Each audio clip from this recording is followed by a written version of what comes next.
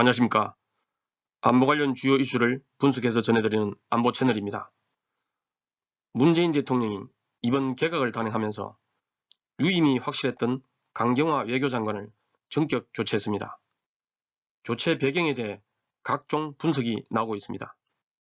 교체 배경에 대해 언론에서는 크게 세 가지로 추정하고 있습니다.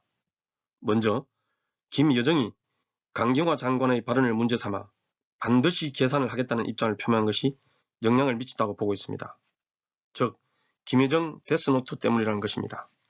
두 번째는 각종 사고가 끊이지 않았던 외교부 문제에 대해 문책성 인사라고 평가하고 있습니다.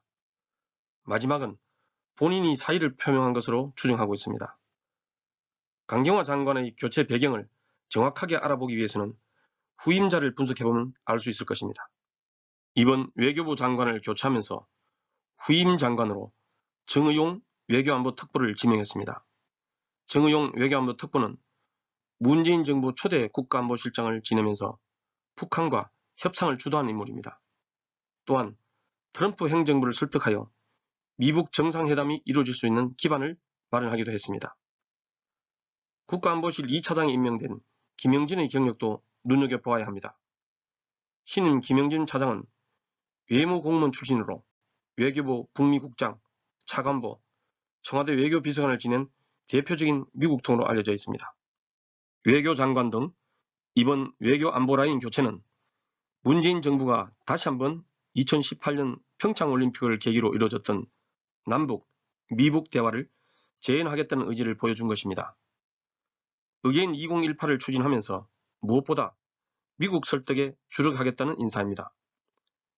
바이든 행정부는 트럼프 행정부와 달리 실무 협상에서 합의를 해야지만 정상회담을 추진할 것으로 알려져 있습니다. 따라서 트럼프 행정부에서는 소외를 받아온 국무부 직업 외교관 중심으로 대북 정책을 추진할 가능성이 매우 큽니다.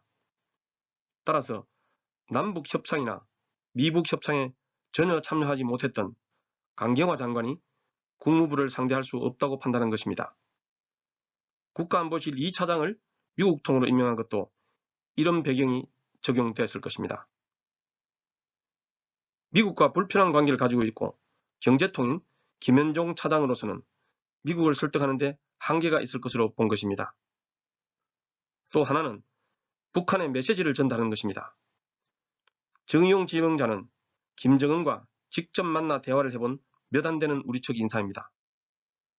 우리 외교부가 북한과 대화에 적극 개입하겠다는 메시지를 전달한 것으로 볼 수 있습니다. 하지만 의게인 2018을 재현하기 위해서는 한미동맹 간 이견을 봉합하는 것이 더욱 시급합니다. 트럼프와 같이 바이든을 설득하여 미북 정상회담을 추진할 수 있다고 생각하는 것 자체가 정말 순진한 생각입니다. 이미 브링컨 국무장관 지명자는 청문회에서 대북 정책 전반을 재검토하겠다는 입장을 밝혔습니다. 우리, 미국, 북한은 북한 비핵화에 대해 동상이몽을 가지고 있습니다. 우리는 북한이 아닌 미국과 북한 비핵화에 대해 같은 입장을 유지해야 합니다. 따라서 미국보다 북한을 설득하기 위해 노력해야 합니다. 북한이 우리를 상대해주지 않는다고 해서 미국에 매달리는 것은 매우 어리석은 생각입니다.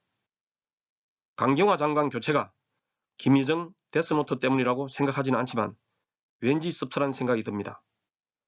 우리 대한민국의 생존과 번영을 위한 교체라고 믿고 싶습니다. 감사합니다.